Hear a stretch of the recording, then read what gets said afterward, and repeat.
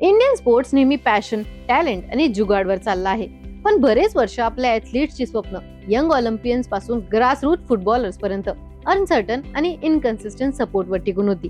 पण union budget 2026-27 ने हे कॉन्व्हर्सेशनच बदलून टाकलं. हा बजेट फक्त पेपरवरचे नंबर्स नाही, तर हे दाखवतो की इंडिया खरंच ग्लोबल स्पोर्टिंग नेशन बनायला किती सिरियस आहे.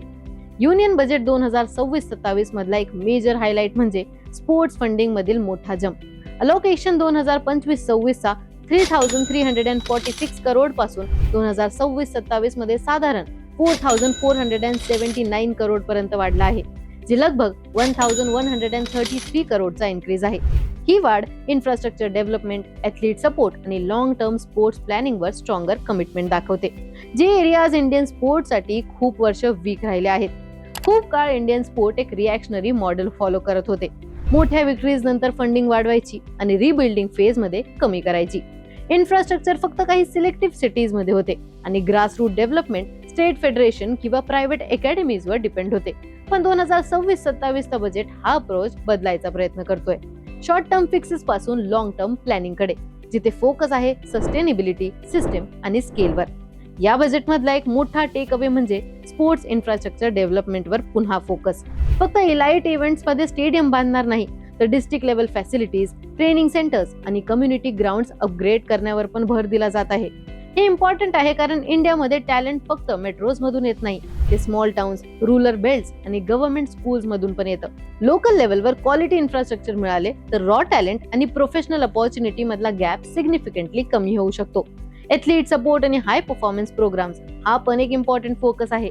Elite training schemes, international exposure, sports science आणि कोचिंग साठी कंटिन्यूड बॅकिंग दाखवतो की इंडिया फक्त पार्टिसिपेशन नाही, तर पोडियम फिनिशेस साठी एम करत आहे. Preparation cycle, injury management, nutrition आणि मेंटल कंडिशनिंग वर पण फोकस होत आहे, ज्या एरियाज मध्ये टॉप स्पोर्टिंग नेशन्स आधीच हेविली इन्व्हेस्ट करतात. ग्रासरूट स्पोर्टला पण या बजेटमध्ये स्ट्रॉंगर व्हॉइस मिळाला आहे. School level competitions, university sports आणि टॅलेंट आयडेंटिफिकेशन प्रोग्रामवर वाढलेले अटेन्शन म्हणजे पाईपलाईन फायनली सिरियसली घेतलं जात आहे. आणि हेच ॲथलीट्स फुटबॉल, हॉकी, रेसलिंग आणि बॉक्सिंग सारख्या स्पोर्ट्ससाठी गेम चेंजर ठरू शकतात. विमेन स्पोर्ट पण या बजेटमध्ये अजून मोमेंटम घेत आहे. विमेन ॲथलीटसाठी policy level encouragement, better training environments आणि व्हिजिबिलिटीला इंडियाच्या या रिसेंट इंटरनॅशनल सक्सेस स्टोरीशी अलाइन करतो. बजेट हा क्लिअर मेसेज देतो की विमेन स्पोर्ट आता साइड स्टोरी नाही, ते इंडियाच्या स्पोर्टिंग कल्चरचा सेंटर आहे. स्पोर्ट्स इकॉनॉमीला पण या इन्व्हेस्टमेंटचा इनडिरेक्ट फायदा होतो.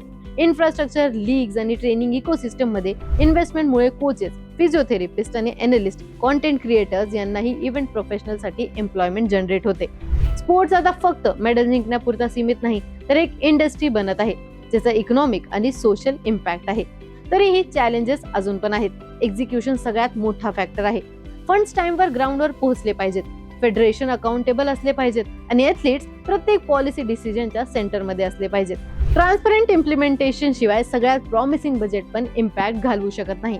पण हा बजेट इंडियाला फायनली एक ट्रू स्पोर्टिंग पॉवर हाऊस बनवेल का, की तो फक्त एक चांगल्या वर्ड्स मध्ये लिहिलेला प्रॉमिस म्हणूनच राहील? तुमचे थॉट्स आम्हाला कमेंट्स मध्ये कळवा आणि अशाच क्रीडा विषयक ट्रेंडिंग अपडेटसाठी AGC स्पोर्ट्सला सबस्क्राईब करायला विसरू नका.